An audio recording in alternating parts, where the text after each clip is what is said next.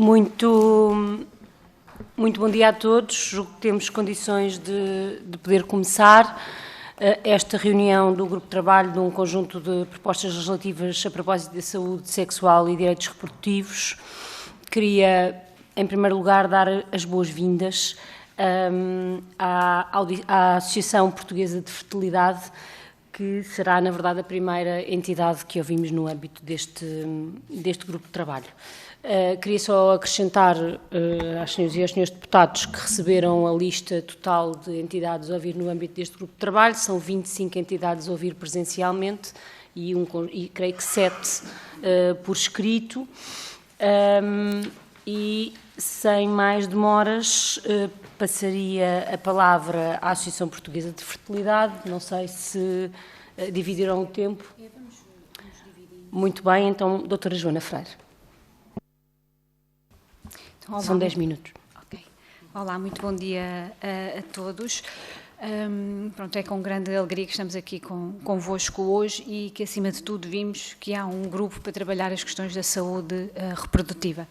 A Associação Portuguesa de Fertilidade faz este ano 19 anos, portanto nós já temos aqui um grande trabalho no âmbito da infertilidade e também na sensibilização da fertilidade e, curiosamente, nós reunimos todos os anos com os grupos parlamentares e levamos sempre as nossas preocupações. E é muito bom chegar à data de hoje e ver projetos de resolução que incluem as nossas preocupações, ou seja, basicamente aquilo que nós tivemos acesso, que nos foi enviado dos projetos de lei e outros também aqui projetos de resolução, nós vimos espelhadas as preocupações que temos e que todos vocês que também estão aqui estão a par dessas preocupações. Aquilo que nós sentimos que não estava incluído e que para nós é assim uma medida urgente realmente a tomar alguma medida, é a estação de substituição, pronto, que em qualquer projeto não foi contemplada. Pronto, nós estamos à espera há mais de 2 anos da saída da regulamentação, ou seja, esta regulamentação é o que vai dar orientações para os casais, mulheres, por exemplo, como eu, que não têm útero, que não consigo levar uma gestação, levar nem sequer ter a gestação, preciso da gestação de substituição, ela está na lei, mas digamos estamos aqui numa zona cinzenta, porque depois não há o suporte da regulamentação. Pronto, portanto, isto é um dos temas assim muito importantes. O outro é a questão do DGPI. O DGPI, que é o diagnóstico de pré-implantação, que é feito um diagnóstico ao embrião para ver se tem algum tipo de doença grave. Isto no caso de os pais terem uma doença hereditária, doenças graves hereditárias, e se passa para o embrião. Este diagnóstico qualquer casal pode fazer em processo de PMA ou não. E o que é que acontece? Só temos um hospital, o Hospital de São João, no Porto, que faz este diagnóstico. Há coisa de um ano ou 2, os equipamentos estiveram avariados e este diagnóstico não era feito a nível do SNS em mais lado nenhum. Portanto, acabou por também ficar ali com uma lista de espera grande, e depois o equipamento voltou a estar em funcionamento e pronto, e voltamos a estar estáveis. A questão é que se volta a acontecer ou se o tempo pode ser mais demorado, só temos um hospital efetivamente que não dá resposta. Pronto, a nível assim do que nós, isto são estas 2 preocupações, pronto, que era importante também ver efetivamente espelhadas. O que agora nós depois também gostávamos muito de ver é efetivamente estas medidas e estes projetos de resolução que contemplam efetivamente tudo, desde a questão da literacia, desde a questão do planeamento familiar e os próprios profissionais de saúde serem aqui um veículo de passar esta literacia e de sensibilizar a população, não é? As futuras possíveis mães, mas há aqui depois também muito trabalho na área da PMA, digamos que no dia-a-dia, que a nível dos recursos, que também está aqui muito espelhado, temos as listas de espera, pronto, isto tudo que foi contemplado e bem, agora é preciso algo mais célere para nós efetivamente conseguirmos dar uma resposta também mais rápida, até para conseguirmos também aumentar a taxa de natalidade e também garantirmos também o futuro das gerações. Pronto, neste momento já estamos aqui a entrar numa fase que até mesmo a questão de geracional começa a ficar comprometida. Cláudia. Muito obrigada, doutora Cláudia Bancaleiro. Bom dia a todos, obrigada por nos receberem.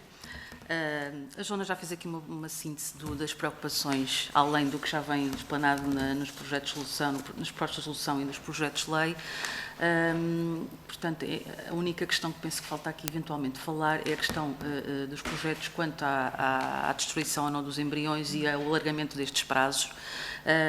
Há 3 propostas, como é do vosso conhecimento. No caso dos embriões, esse prolongamento até aos 10 anos é comum. Depois há aqui umas diferenças em relação aos gametas, entre 6, 7 e 8, se não estou em erro.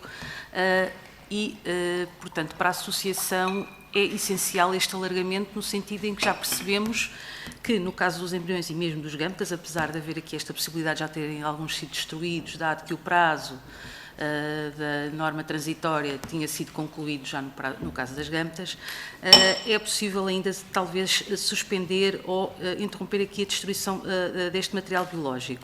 Em relação aos embriões, é essencial que, com base até na recomendação feita pelo Conselho Nacional de PMA, de suspender, que foi feito um pedido formal aos centros para suspenderem a destruição dos embriões, até haver aqui um suporte, ou um novo suporte que determine então qual o prazo que ficará em vigor.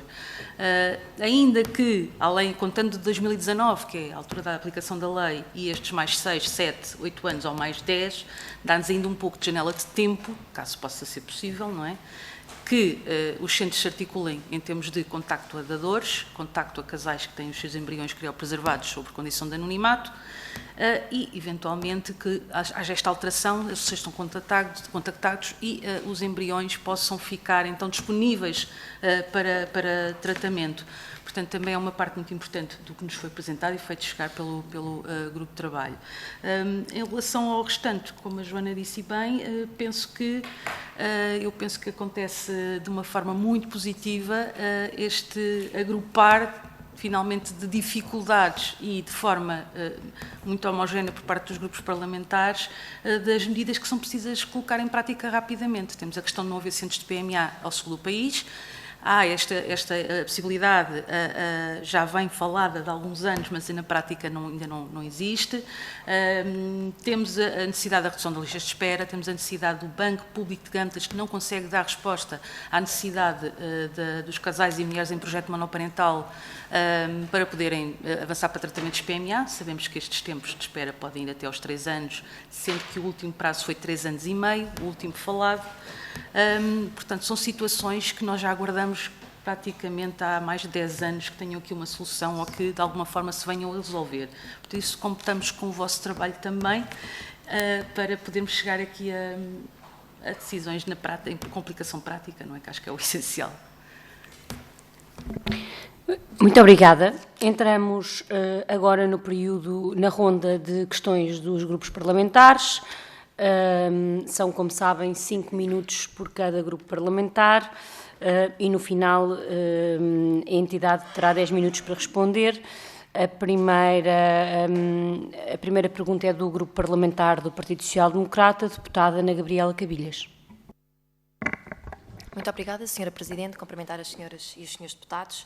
Cumprimentar e agradecer a exposição da Associação Portuguesa de Fertilidade e dizer-lhes que a procriação medicamente assistida merece da nossa parte toda a atenção, não só pela importância da promoção da natalidade neste país altamente envelhecido, mas naturalmente pela felicidade que comporta para muitos casais com infertilidade através da concretização dos seus projetos de maternidade e também de paternidade.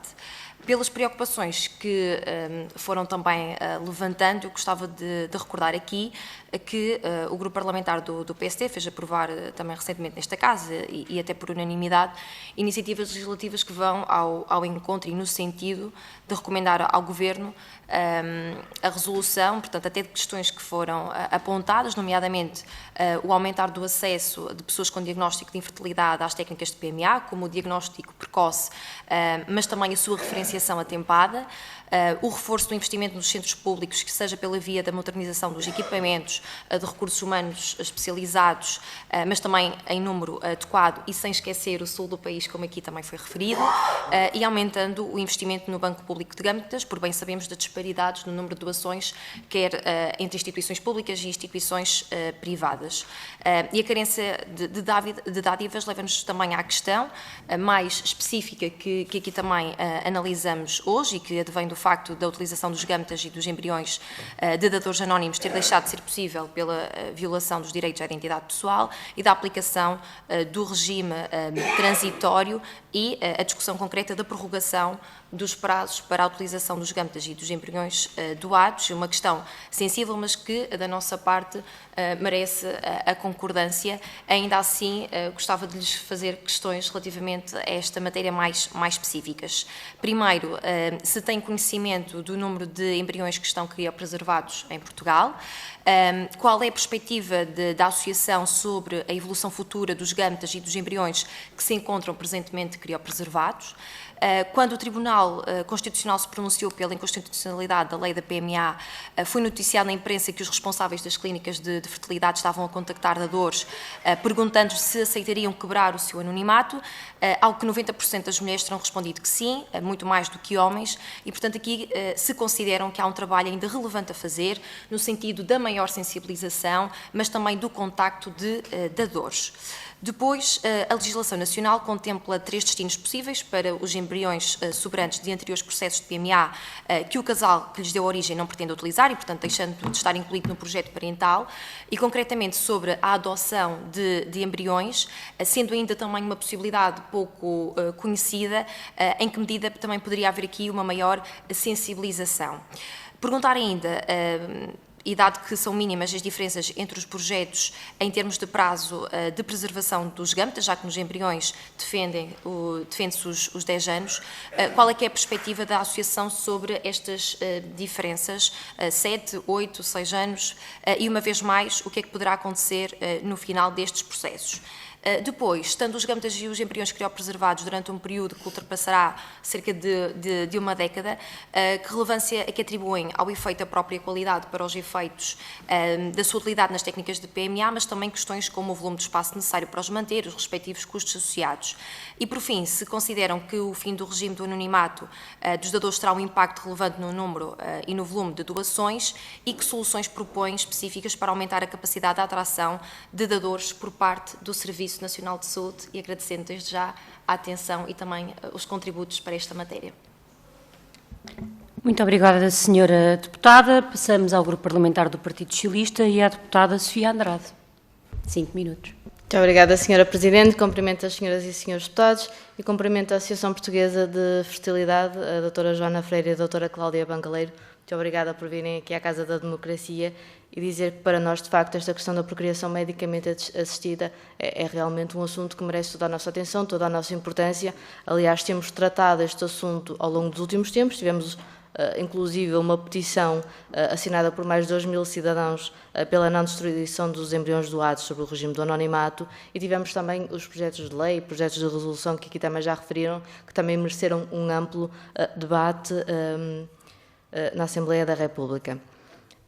E sobre este debate que aqui tivemos sobre esta matéria, o entendimento do Partido Socialista foi que nós sabemos que o número de doações de gâmetas e embriões são insuficientes face àquilo que são as necessidades do recurso à PMA. Nós sabemos também que há um baixo número que este baixo número de doações contribuem para um aumento da lista de espera para quem quer acorrer a estas técnicas e, portanto, nós acompanhamos todos os projetos que visavam precisamente a não destruição deste material biológico e a sua prorrogação.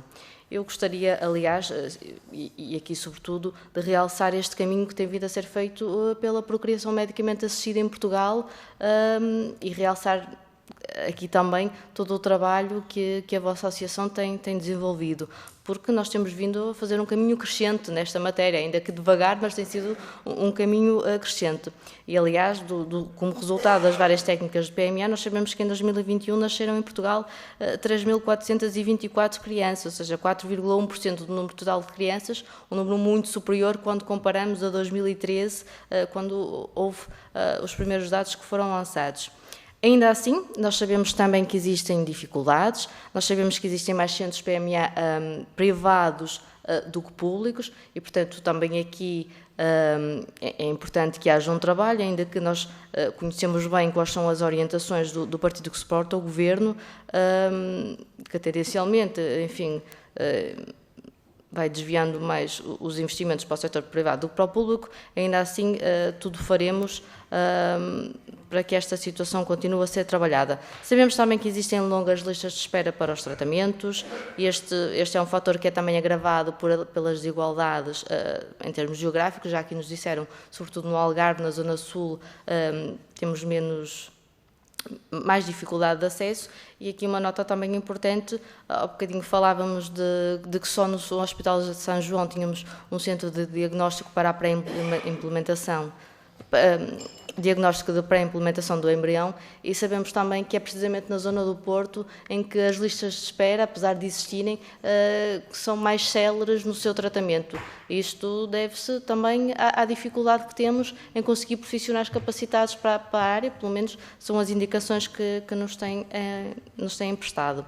Relativamente também ao Banco Público de Gâmetas, como já disse, nós sabemos que existe um número reduzido de doações, e também aqui há uma grande limitação nos lugares onde podem ser feitas essas doações, julgo que em três locais apenas. E a este respeito, eu gostaria de lhes perguntar que contributos é que nos podem deixar para que possamos aqui definir uma estratégia melhor, para que possamos, enfim, fazer uma promoção destas doações que são necessárias para o Banco de Gâmetas, de que forma é que podemos sensibilizar, comunicar com a população, através de campanhas de sensibilização ou qualquer outro tipo de ferramenta que nos permita realmente ultrapassar esta dificuldade. Eu gostaria de deixar, por fim, uma última nota relativamente a uma questão absolutamente fundamental que também aqui nos falaram, que tem que ver com a gestação de substituição. Esta é uma matéria que também já mereceu um amplo debate e que, como nos disseram, aguarda regulamentação. Este é um dossiê que foi tratado também pelo último Governo e que deixou já um projeto bastante completo, com vários contributos, com contributos também do Conselho Nacional de PMA, e este é, aliás, um dos assuntos que constava da pasta de transição que foi passada para este novo Executivo. E, portanto, iremos também, da nossa parte, acompanhar este processo, porque sabemos que, efetivamente, o trabalho que foi feito já era amplamente completo, já tinha muitos contributos e, portanto, mais cedo que tarde, tentar que consigamos um resultado positivo também desta matéria. Muito obrigada. Muito obrigada, Sra. Deputada. Passamos agora ao Grupo Parlamentar do Chega. Sra. Deputada Sónia Monteiro. Obrigada, Sra. Presidente. Cumprimento os seus deputados e cumprimento a doutora Joana Freire e a doutora Cláudia Bancaleiro. Agradecer a vossa presença da Associação Portuguesa de Fertilidade nesta discussão para o futuro da PMA em Portugal. Como sabemos, a Lei 48/2019, de 8 de julho, trouxe alterações significativas, nomeadamente o fim do anonimato na doação de gâmetas e embriões.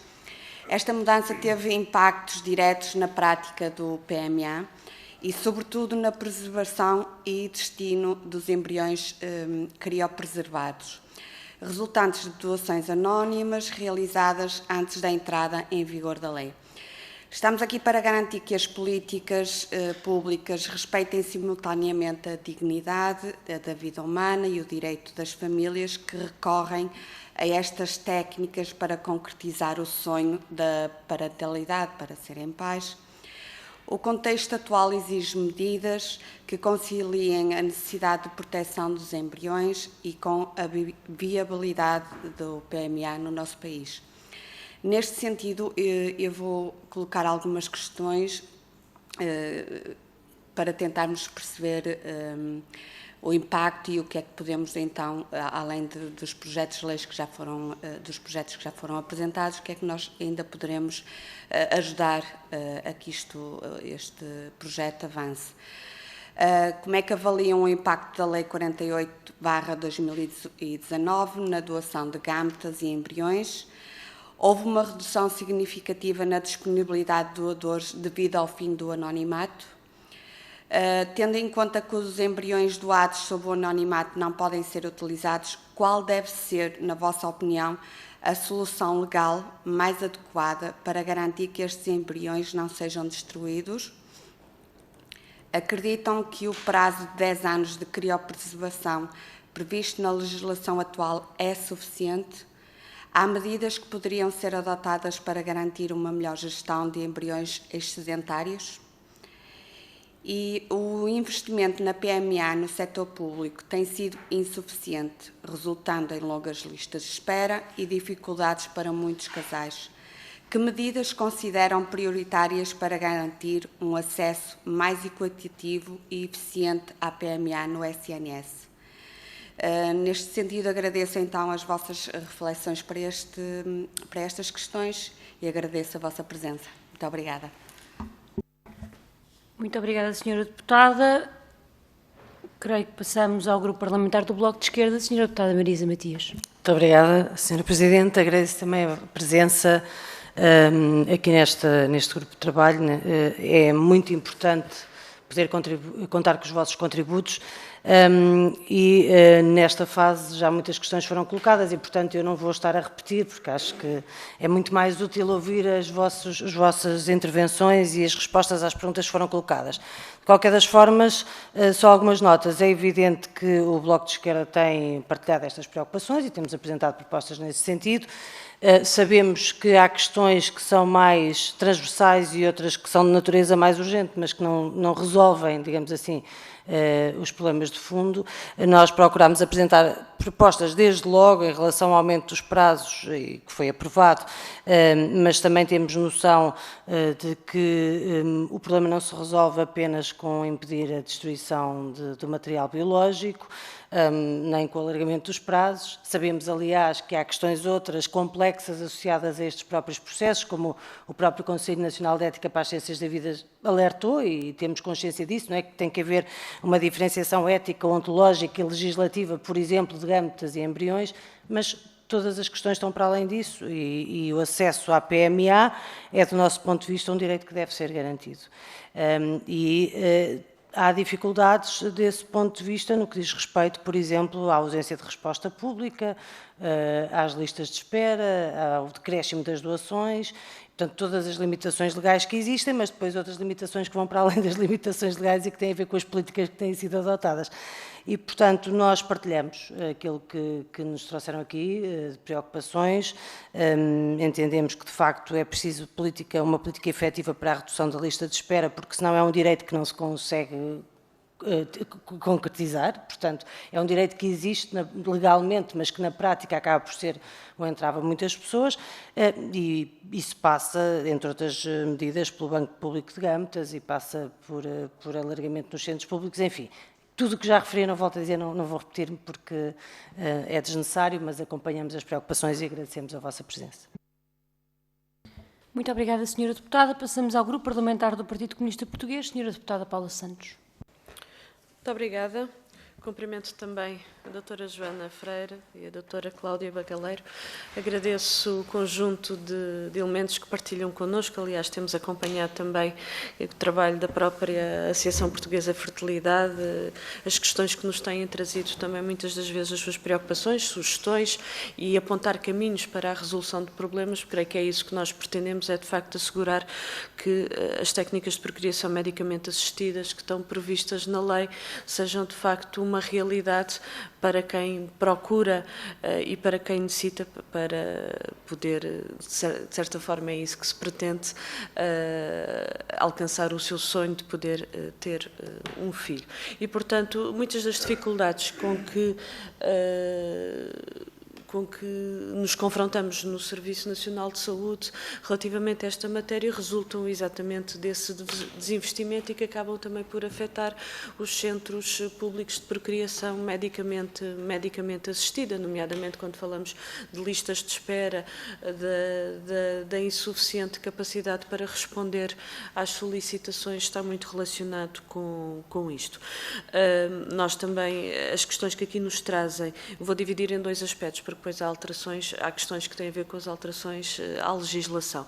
Mas estas alterações resultam, aquilo que é necessário é de facto o investimento. E uma preocupação que temos, por um lado, é o investimento na valorização dos profissionais, e para que tenhamos mais profissionais, tenhamos mais capacidade e que haja até um alargamento do número de centros públicos de procriação medicamente assistida. Esse é um aspecto.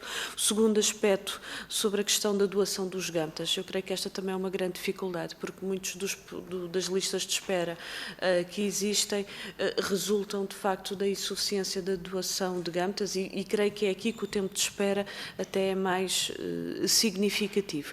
E, portanto, nós temos falado sobre estas questões, a necessidade de haver maior sensibilização, de haver, inclusivamente, campanhas dirigidas a determinadas camadas da população, mas gostaria também de vos ouvir de uma forma mais pormenorizada como é que conseguimos ultrapassar esta dificuldade. Se tivermos uma recolha de gâmetas mais distribuída, ou seja, maior proximidade, pode ser também um caminho. Portanto, são aspectos que gostaríamos de colocar. Esta questão do diagnóstico de pré-implantação, ela é de facto de uma grande preocupação, porque o haver um único sítio do país em que é possível fazer esse diagnóstico, de facto, gera aqui preocupação e é uma questão que iremos também estar atentos, até tendo em conta as questões aqui que partilharam connosco. O outro conjunto de questões que gostaria de abordar prende-se com o prolongamento do regime transitório para a utilização dos gâmetas e dos embriões que foram doados sob anonimato.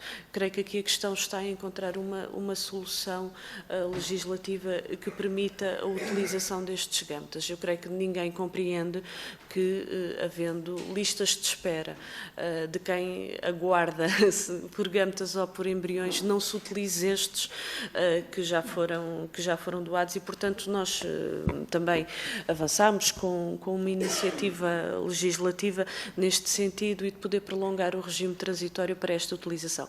Creio que uma das discussões que aqui está em cima da mesa, qual é que é o tempo adequado para este regime transitório? Nós avançámos também com uma proposta concreta, mas na especialidade estamos naturalmente disponíveis para poder aperfeiçoar e para poder naturalmente evoluir para o tempo que se considerar que for mais adequado, até ouvindo, e portanto estas audições são também importantes para isso, para podermos ouvir as diversas opiniões, posições e até no plano técnico e científico e portanto esta era a questão também que vos gostaria de colocar.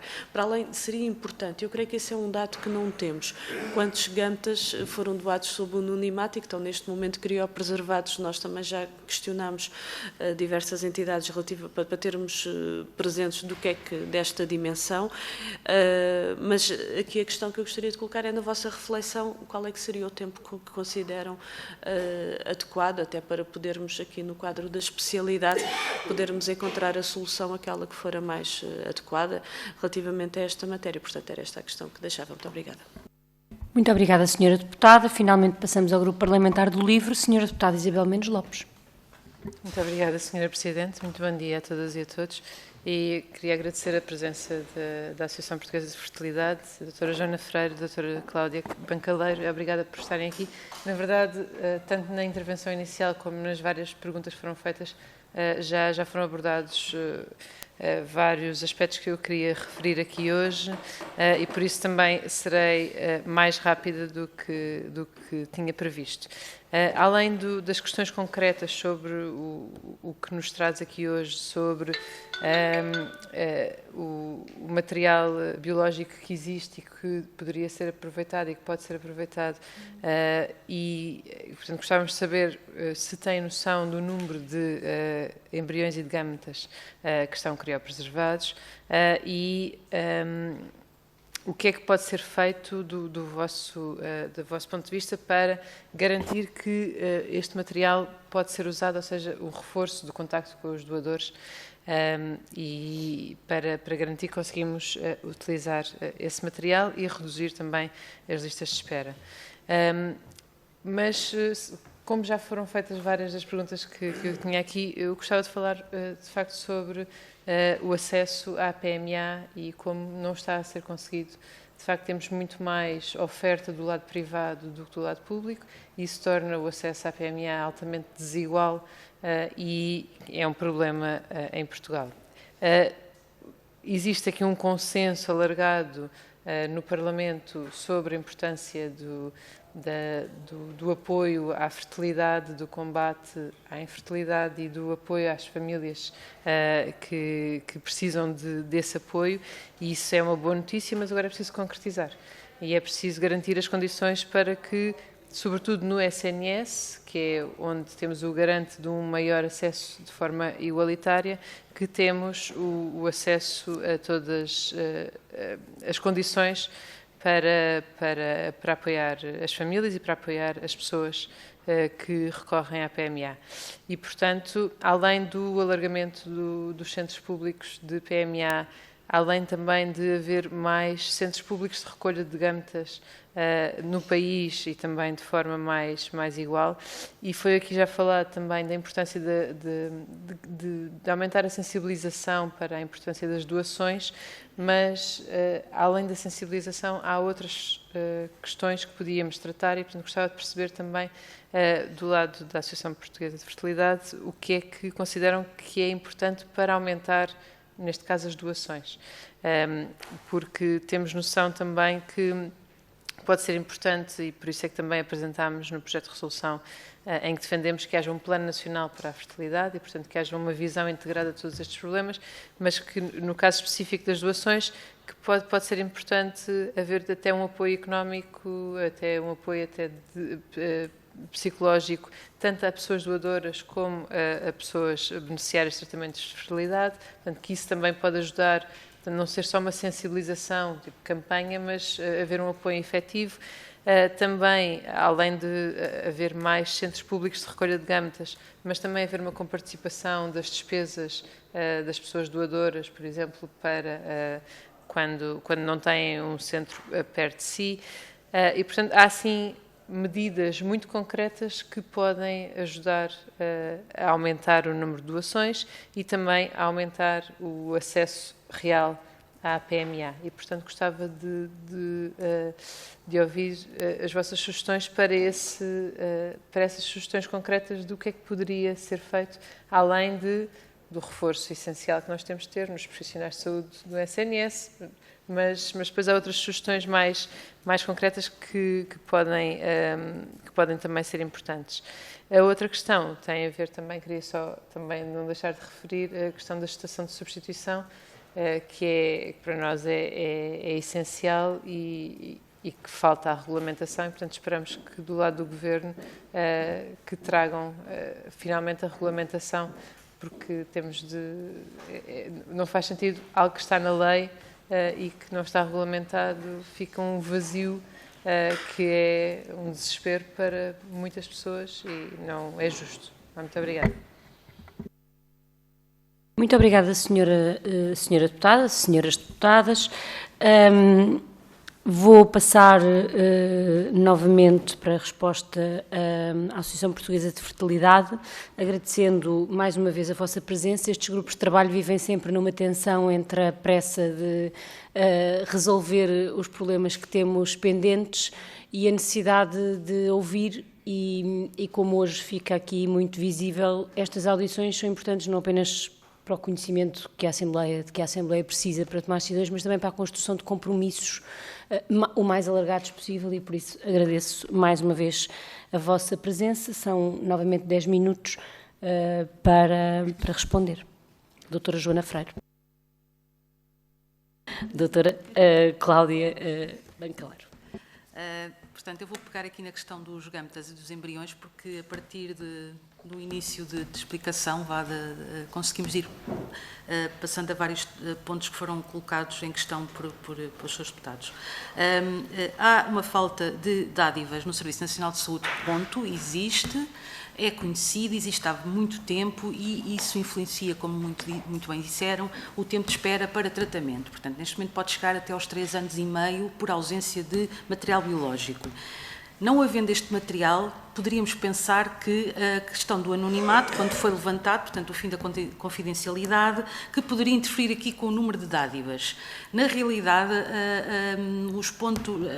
a experiência que fomos tendo e também o contacto com alguns centros e especialistas é que não houve uma alteração significativa no número de dádivas. O problema é que elas já são diminutas, portanto, notar aqui alguma diferença poderá ser um pouco difícil, vá. Essa dificuldade, e como também já disseram, tem a ver com os únicos distritos locais a nível nacional onde pode ser feita essa dádivas, desculpem, porque é que há essa dificuldade, mais uma vez, com base na experiência que temos tido e até próprios dadores de contacto à associação que dizem que contactam os centros e não obtêm qualquer tipo de resposta. Porquê? Porque temos equipas que estão organizadas para as consultas de PMA daquele dia e temos profissionais que são deslocados para as urgências e temos profissionais que são deslocados para acompanhar o outro tipo de pacientes dentro da área de ginecologia, obstetrícia, portanto, tocam-se muito estas áreas, como é óbvio.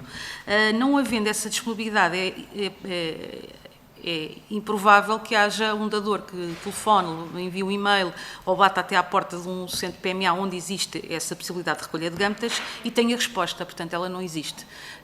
Isto começa muito também pela questão de como é que se organizam estas equipas na PMA, que não há equipas fixas, unicamente alocadas àquele serviço, portanto tem que responder às várias necessidades de uma unidade hospitalar no geral, não num serviço especificamente, no caso do centro de PMA. É preciso alargar o número de centros de recolha, mas é preciso, acima de tudo, que haja profissionais para o fazer. É preciso haver um espaço próprio para esta disponibilidade para a população. Não há indisponibilidade por parte das pessoas em dar, porque se as pessoas dão no privado, por alguma razão é.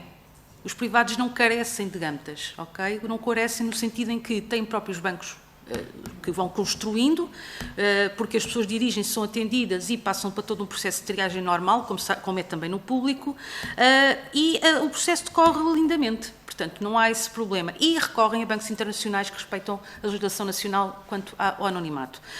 O Serviço Nacional de Saúde poderá, eventualmente, aceitar a importação de gâmetas em situações muito específicas. Nós desconhecemos esse número, portanto, é possível que isso aconteça, mas é muito controlado, mais uma vez, porque isso tem a ver com orçamentos destinados a esta área, logo impossível. Como é que se pode resolver esta situação no Serviço Nacional de Saúde? Uma vez mais, com mais postos de recolha a nível nacional, com campanhas de sensibilização. A última campanha feita pelo Serviço Nacional de Saúde já tem vários anos, está, digamos, meio ultrapassada. É preciso tornar a linguagem mais acessível e começar, eventualmente, até nas questões das consultas de planeamento familiar. Porquê? Porque não falamos só na prevenção, na questão de como impedir gravidez ou como posso ter uma gravidez saudável, como posso impedir ter doenças sexualmente transmissíveis, mas também defender aqui cuidado com a fertilidade, não é? Portanto, se calhar vamos tentar perceber se você, nesta fase, no caso da mulher, não é? Se a sua reserva ovárica é positiva ou não, porque depois isso levanta outras questões, portanto, com a questão da análise antimulariana, que é uma coisa que não faz parte do Serviço Nacional de Saúde, é uma análise que penso ter um custo de 40 euros por si, mais ou menos por isso, e que não é feito. Portanto, a minha vai saber isso muito mais tarde, se calhar quando consegue avançar para o seu processo para o seu desejo de concretização do seu projeto parental, com 40 e muitos anos. E é quando sabe, porque muitas das vezes... Desculpem. É que muitas das vezes, às vezes, a mulher chega aos 35, 36 anos e nem sequer sabe que há uma análise que lhe mostra a reserva ovárica. Portanto, nestas questões também que nós falamos aqui da questão da literacia, não é? Quanto mais cedo começarmos a trabalhar nestas questões, melhor. Desculpe, era só esta notícia. Claro, mesmo sim, ainda na questão do Banco Público de gâmetas. Efetivamente, como a Cláudia estava a dizer, o SNS já fez uma campanha a nível nacional, mas fez uma e já passaram acho que mais de 5 anos. Portanto, tem de se continuar a investir em campanhas, perceber onde é que está, de certa forma, o público-alvo, não é? Onde é que estão estes potenciais doadores para nós também conseguirmos chegar até lá.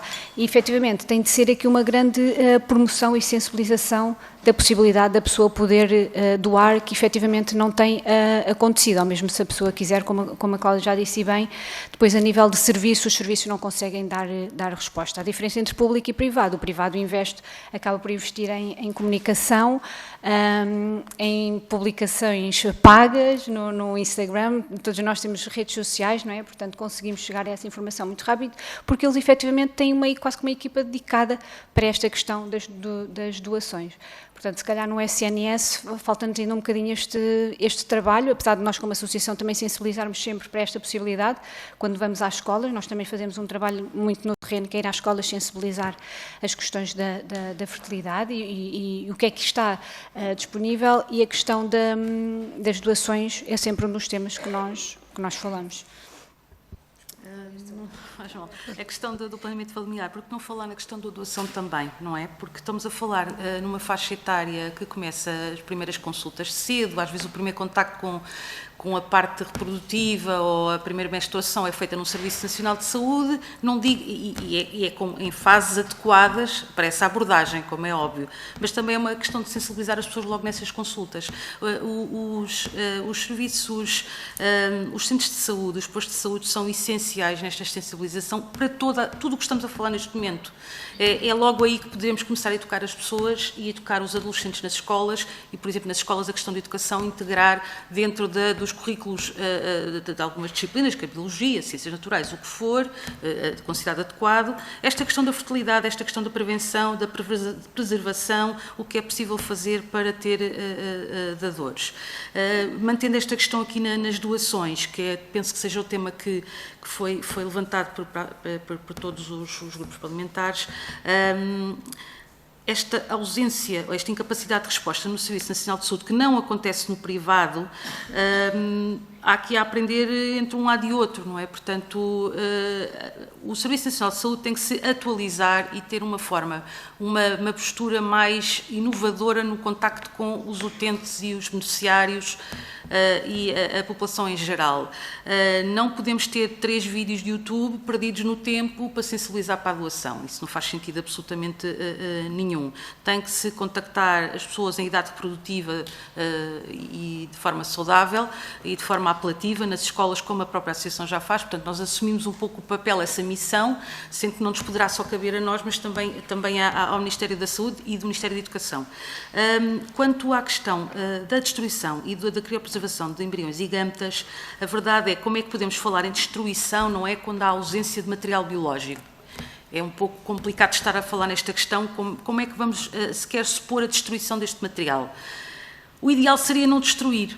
O ideal seria mantê-lo, agora tem que haver uma capacidade pelo Serviço Nacional de Saúde, já que existe no privado, porque tem essas condições económicas e estamos a falar de empresas, é o que são, portanto têm uma forma de se organizar de outra maneira.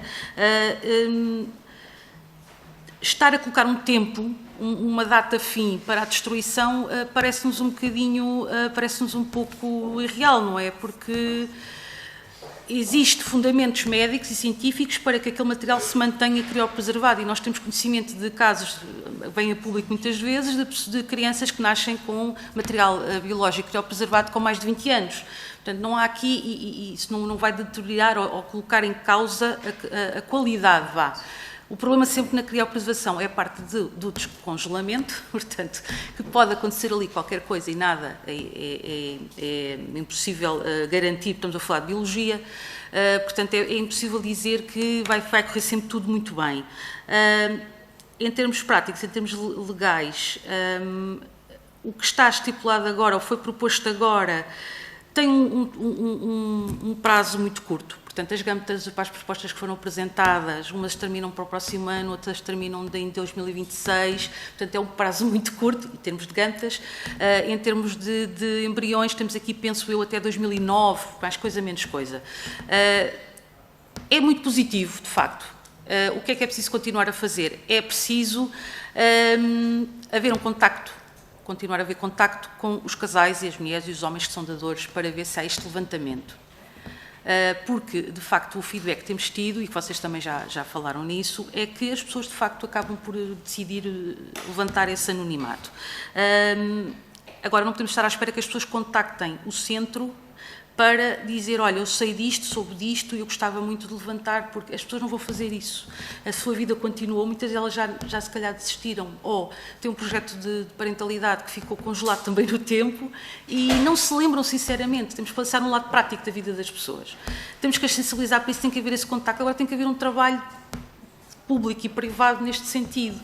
E, de facto, se o privado tem conseguido fazer esse contacto e consegue manter esse material criopreservado para utilização, pode ser agora até neste prazo proposto legal, o Serviço Nacional de Saúde também terá que ter essa capacidade. A verdade é que sabemos que o Serviço Nacional de Saúde tem uma capacidade limitada para a criopreservação.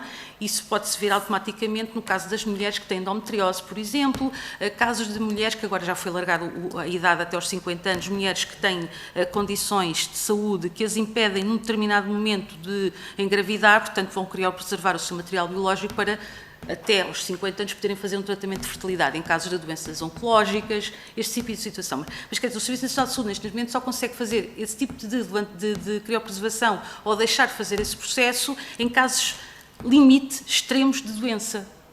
No caso prático, no dia a dia, isso não está a acontecer, por alguma razão. Isso é preciso de perceber o porquê que isso está a acontecer. Falta de espaço, falta de recursos para fazer só a parte da estimulação, punção e criopreservação. O que é que se está a passar nesta área? Isso é muito importante. Isto acaba por responder um bocadinho a tudo do que é quem precisa de criopreservar por ter uma doença ou na consequência de algum problema de saúde e quem doa porque quer doar para ajudar outras pessoas. A capacidade de resposta é diminuta neste momento, portanto, é a realidade. Em relação ao que é que se pode ou não fazer nestes 3 destinos possíveis, não é? Quando chega o fim de um prazo, o que é que se faz este material biológico? Pois a lei já estabelecia que ele seria destruído. Para nós, destruição é uma palavra muito, muito forte, não gostamos nada dela, porque, acreditando ou não, estabelecendo ou não aqui uma divisão, uma diferença em termos de carga ética do gâmeta para o embrião, porque o embrião já tem um desenvolvimento embrionário, portanto já se supõe que há uma evolução, enquanto temos gamas separados, pronto, essa é a leitura um pouco mais superficial. Para nós não há, quer dizer, há diferença, obviamente, mas a destruição é impensável, sinceramente, perante a realidade nacional. Não faz sentido destruir material que está doado, material que está o embrião, portanto, é um passo à frente, 2 passos à frente de esperma e óvulos, e pensar em destruir porque há uma lei que determina que ao fim do anonimato, logo, isto vai interferir com a questão da criança, os interesses da criança a nascer com esta ajuda, nos direitos que tem, no direito à identidade, tudo e mais alguma coisa, portanto, de uma forma muito sistemática. Portanto, neste sentido, o único pedido que podemos fazer é, não podendo haver este limite ou estabelecer um limite de destruição, é o máximo prazo possível. Isto parece um bocadinho leve, mas é de facto possível dentro do que determina a lei, dentro do que é previsto a nível ético e legal. Muito bem, muito obrigada. Agradeço mais uma vez a vossa presença aqui na Assembleia da República, o contributo que deram para o nosso trabalho e muito obrigada.